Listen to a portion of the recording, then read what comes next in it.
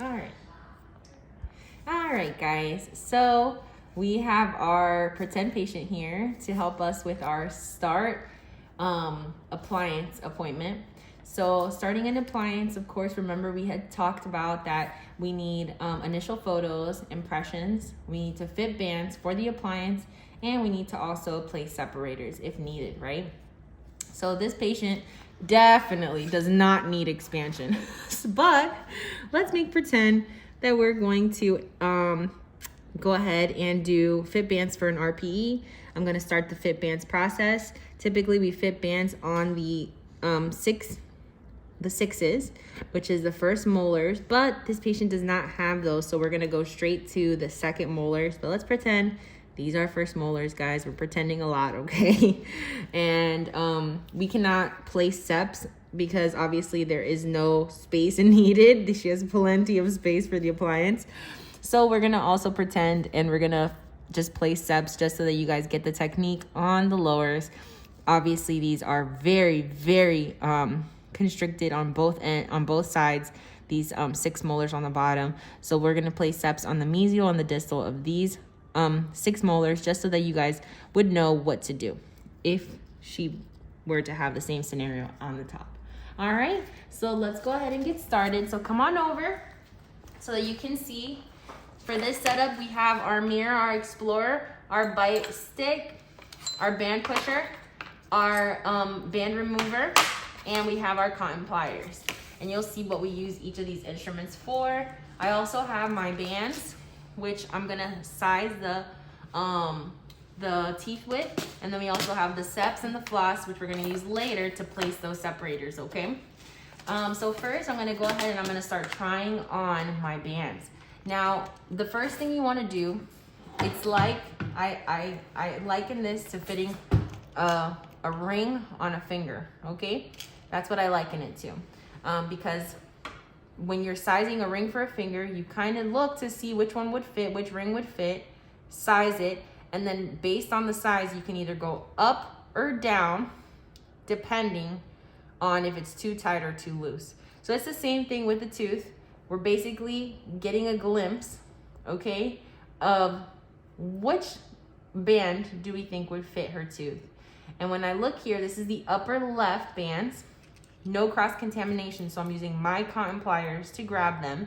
I'm gonna take another look inside of the mouth, but I'm thinking I'm gonna go with a 25. I might be way off. Let's see. So I'm looking at the upper left. It looks like a medium-sized tooth. I think I'm gonna go ahead and I'm gonna try that 25. So I grab the 25, and at that point, I can let go of my cotton pliers, and I can go ahead and I can size it around the tooth. And look, it's a little too small. So now I grab it, and because it was way too small, I'm gonna move up to a 27. We're gonna keep moving here, keep moving. Check it out. Oh, we're getting closer. It's almost going around the tooth. All right, let's try a 29. I'm just skipping one because we're not close. Oh, there it goes. Sterilize that one too. And 29. Uh-oh. We're getting there. So this one, basically I can force it to fit, but I want it to be a little bit more loose than this. I think we have a winner with 31. So I'm gonna get a 31.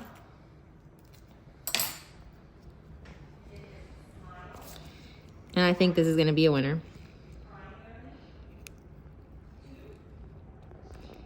Yep. So the 31 fits nice and snug. Let me see here. I can grab a mirror and see if you can try to look in my mirror. And it looks like I can probably go down to a 30 actually. And you see, this is gonna be, it's a process, guys, okay? Don't get discouraged. It's literally a process. I'm going down to 30. That's perfect right there. All right, that's absolutely perfect right there. So typically I get it on the at least third try. But of course Yami had to give me a challenge. It's because it's her thing. So that's a perfect fit. It fits perfectly on this side, and there's barely any gaps on both sides. That's a perfect fitting band. I'm so glad you got that on camera. Great. So now, guys, typically, whatever this size band is exactly what this size band is gonna be. It may be, I see that the tooth circumference is a little bit smaller, and remember to always pay attention to cusps as well. So let's go ahead and let's start with a 30. You always start with what this one was. You always start on the next one with what that one was. So I'm gonna start with a 30. And of course, when you sterilize this, right, you're gonna literally wipe down the entire outer surface of the case. In the sterile room, you're gonna wipe all this down, all right? But every band inside has not been cross-contaminated because I am using my cotton pliers to grab the bands. So let's continue. So I'm starting with the 30 on this side because the size 30 was on this side. And let's see.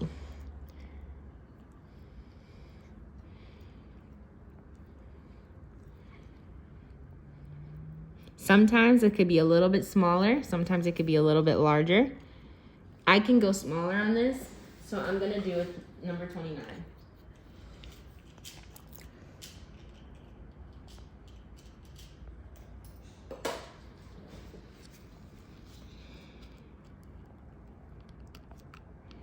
And that fits perfectly. But it's always gonna be around the same size. You will feel when it fits perfectly. I mean, it just fits in snug, okay? And now we can look at this. Perfect band. Perfect fit. So that's what you're gonna use your mirror for. Here, perfect fit. All right, and now, check this out. She's ready. We're gonna remove these bands and place it with her impression. All right. Oh, and then let me remove it the right way. Because sometimes I just slip it off with my fingers. But if you want to remove it the right way, you're going to use this band remover. And the band remover just grabs it for you. Then you place it away from the other bands on the tray so that you don't get it confused. And you literally just remove it like that. Place it away from the other bands. So these are the bands that I'm using. And these are the bands that didn't fit. Those will get sterilized. These are gonna go with the impression to the lab. All right. Now let's go ahead and let's fit our, we fit our bands already. So we're done fitting bands. Let's go ahead and place our separators. So the separator is the same thing. You open the case and with your cotton pliers, you're gonna go ahead and you're gonna grab 4 separators because it needs to go on the mesial and on the distal of the 6s. Now remember guys, we're pretending because our patient, I only have so many people to work with, okay? And our patient does not have contacts on her upper. She doesn't even have the six sixes. So we're going to pretend, all right, that we're doing this on the upper, even though we're doing it on the lower, okay? You do not need to place lower steps if you're doing an upper RPE, okay? I really don't want you to make that mistake. It seems like common sense, but I know that when you're just starting, everything can seem confusing, okay? So you literally place the floss in the donut hole. You place 1 floss in there, and now there's 1 floss in the separator, okay? You're gonna place the second floss in the separator, in the donut hole. And the idea is to seesaw it into the contact. Let's see. All right, so then you wrap around your fingers around the actual separator. You wrap your fingers around, guys, okay? Crystal needs more coffee. And you literally just seesaw it in.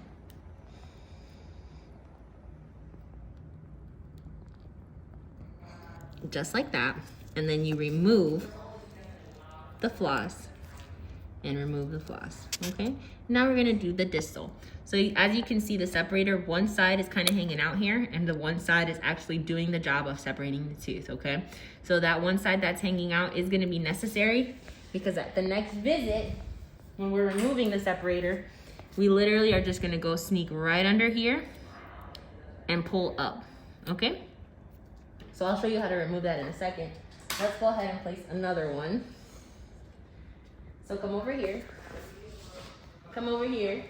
my little camera, and we're gonna go ahead, and again, we have our separator right here.